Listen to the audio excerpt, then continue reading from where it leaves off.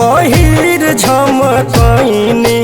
होली खेले आंगना में जब हम गईनी, सैया लैले साड़ी हम पहिर झमकैनी।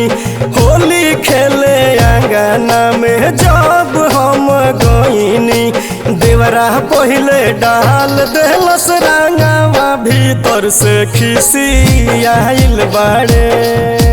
अब कैसे जाई उनका आगवाए सखी बिखी आइल बाड़े।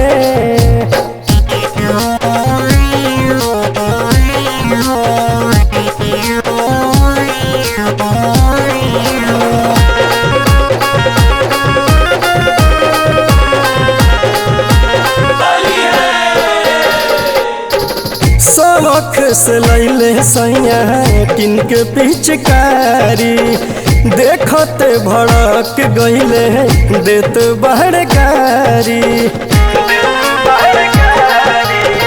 शौख से लैले सैया किनके पिचकारी, देखते भड़क गईले देत बड़गारी।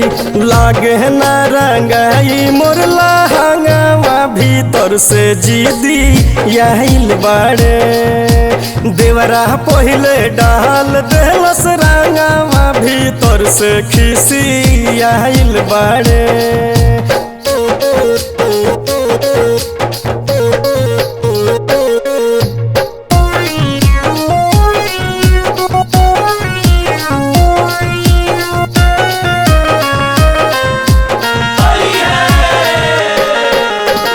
कैसे मनाई सखी सूझे ना उपाय हो, बिना लगौले रंगवा होली बीतत जाए हो। कैसे मनाई सखी सूझे ना उपाय हो, बिना लगौले रंगवा होली बीतत जाए हो। पंकज जवाहिर सफल अपने संगवा समझावे खातिर लाइल बाड़े। देवरा पहिले डाल देलस रंगवा भीतर से खिसी आइल बाड़े।